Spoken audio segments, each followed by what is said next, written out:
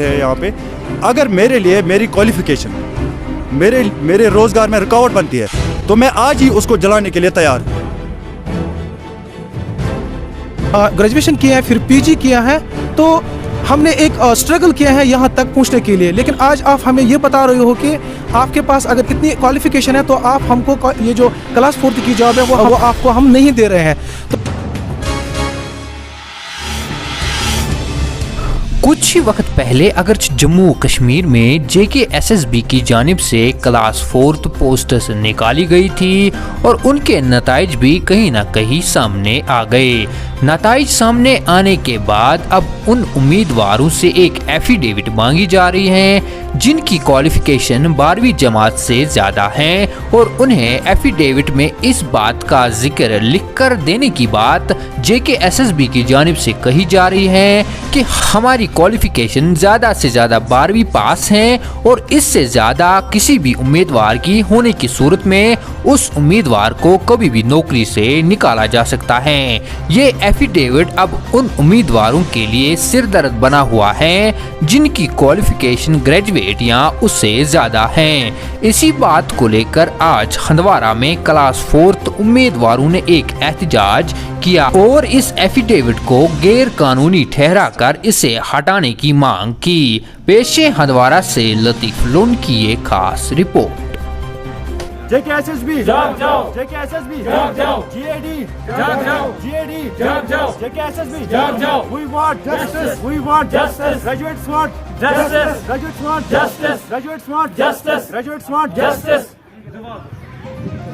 Illegal affidavit remove करो, illegal affidavit remove करो, illegal affidavit remove करो, illegal affidavit remove करो। We want justice, we want justice। अस्सलाम वालेकुम, मैं कश्मीर ऑप्टिमिस्ट को जो यहाँ की लोकल चैनल है उनका शुक्रिया अदा करता हूँ कि वो यहाँ पे आए और हमारी आवाज़ उठाने आगे पहुँचाने तक हमारी मदद कर रहे हैं। हम यहाँ पे प्रोटेस्ट किस लिए कर रहे हैं और कौन प्रोटेस्ट कर रहे हैं? हम यहाँ पे ग्रेजुएट्स हैं, वो ग्रेजुएट्स जिन्होंने मेहनत की और उन्होंने एग्ज़ाम क्वालिफाई किया और वो मेरिट लिस्ट में।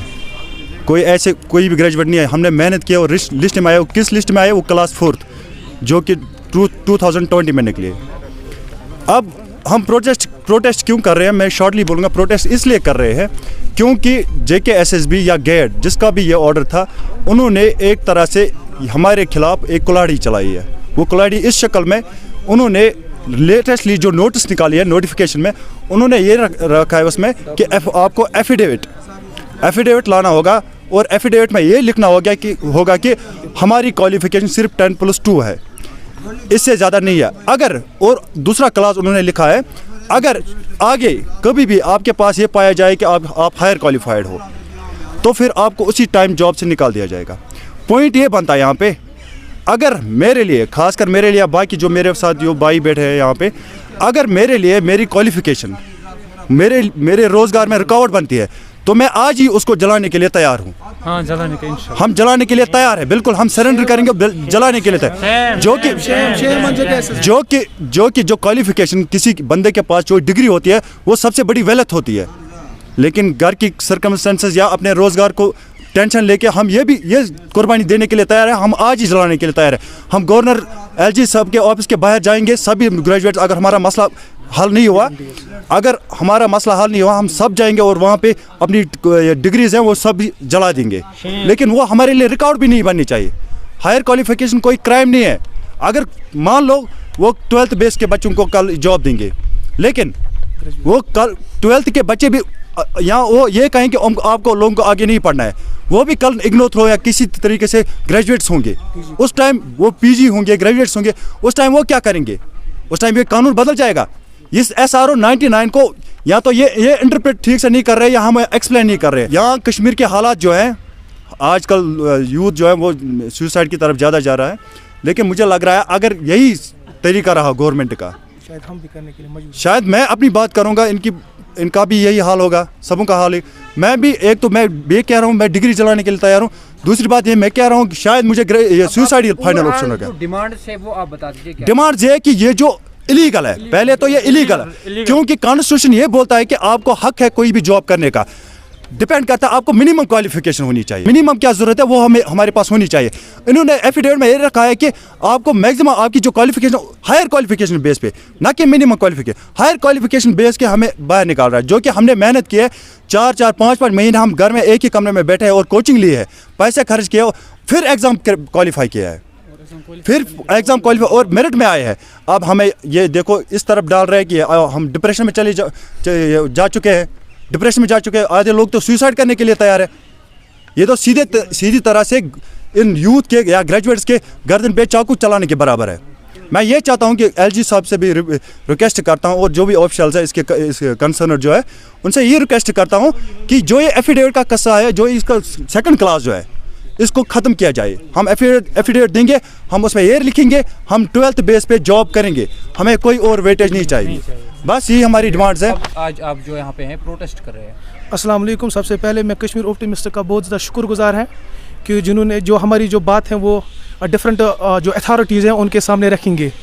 तो सबसे पहले जो हम यहाँ पे रिप्रेजेंट कर रहे हैं, हम कुपवारा को रिप्रेजेंट कर रहे हैं और हम ग्रेजुएट्स कैंडिडेट्स हैं। सर एक्चुअली लास्ट तकरीबन 7 दिनों से पहले एक लिस्ट आई थी क्लास 4th की, जो पहले प्रोविजनल लिस्ट आई थी, उसके बाद डीवी के लिए एक लिस्ट आई थी। उसमें एक JKSSB की तरफ से एक एफिडेविट दिया गया था जो अगर हम कॉन्स्टिट्यूशन के लिहाज से देखेंगे वो बिल्कुल इलीगल है। उसमें उन्होंने मेंशन किया है कि अगर किसी के पास कोई हायर जो क्वालिफिकेशन है उसे एक एफिडेविट मेंशन करना है। उसमें उसे ये मेंशन करना है कि इन केस अगर आपने वहाँ पे एफिडेविट में लिखा कि मेरे पास सिर्फ 10th मिनिमम और 12th मैक्सिमम है, अदर देन अगर मेरे पास कोई क्वालिफिकेशन है तो मैं किसी भी टाइम, जिस टाइम पता चलेगा JKSSB को या किसी भी अथॉरिटी को, वो उस टाइम हमें उस जॉब से डिसएंगेज करेगा और विदाउट एनी नोटिस। तो सर हम उस पर एक यहाँ पे प्रोटेस्ट कर रहे हैं कि वो जो इलीगल एफिडेविट है आप हमारे साथ इनजस्टिस कर रहे हो, क्योंकि अगर हमने 12th के बाद ग्रेजुएशन किया है, फिर PG किया है, तो हमने एक स्ट्रगल किया है यहाँ तक पहुँचने के लिए। लेकिन आज आप हमें ये बता रहे हो कि आपके पास अगर इतनी क्वालिफिकेशन है तो आप हमको ये जो क्लास 4th की जॉब है वो आपको हम नहीं दे रहे हैं।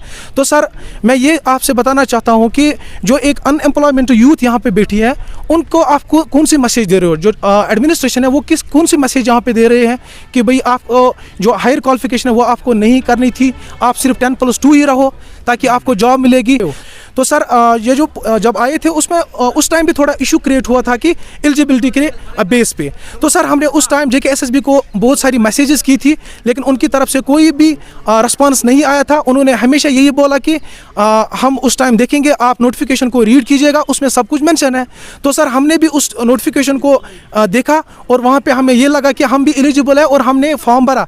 लेकिन इस पीरियड के दौरान हमने गाइड को भी मैसेज ग्रीवेंस दी, लेकिन उन्होंने साफ साफ अपने वर्ड्स में ये कहा कि ये जो रिक्रूटमेंट है इसके लिए 10th मिनिमम और 12th मैक्सिमम है। हाँ, जिस बच्चे के पास कोई इससे ज़्यादा क्वालिफिकेशन है वो भी अप्लाई कर सकता है। ये गाइड के अपने वर्ड्स हैं, जो हम आपको इसका जो प्रूफ है वो भी हम आपको रिटर्न में हम दे सकते हैं। हमने जैसे रिजल्ट आ गया तो हमने अपने आप को देखा कि हम मेरिट लिस्ट में है, टॉप 20 में है, कोई टॉप 50 में है, तो ऑलमोस्ट जितने भी बच्चे यहाँ पे हैं वो टॉप 50 में ही है। तो सर हमारी रिक्वेस्ट ये है, आपके द्वारा हम उनको उनके सामने मैसेज दे रहे हैं कि सर हमारे साथ इंसाफ कीजिएगा, ये जो इलीगल एफिडेविट है इसको रिवोक कीजिएगा ताकि हमारे साथ इंसाफ हो जाएगा। प्रोटेस्ट कर रहे हो तो क्या डिमांड है आपकी?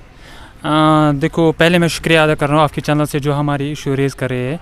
हमने किस बेस पे उसको अप्लाई किया है, वहाँ पे 3 पॉइंट्स इंपॉर्टेंट है। बहुत सारे पॉइंट्स हैं लेकिन 3 इंपॉर्टेंट्स मैं हाईलाइट करना चाहता हूँ। SRO 99 वो जो सभी को पता है कि क्या है, और ये तो मेन पॉइंट है SRO 99। और दूसरा ये है कि हमने GD को उस टाइम पे 2020 में हमने उसको उसी टाइप को जीवन में अपनी ग्रीवेंस लिए भी दिखी कि हम अप्लाई कर सकते हैं, तो वो भी हमने किया।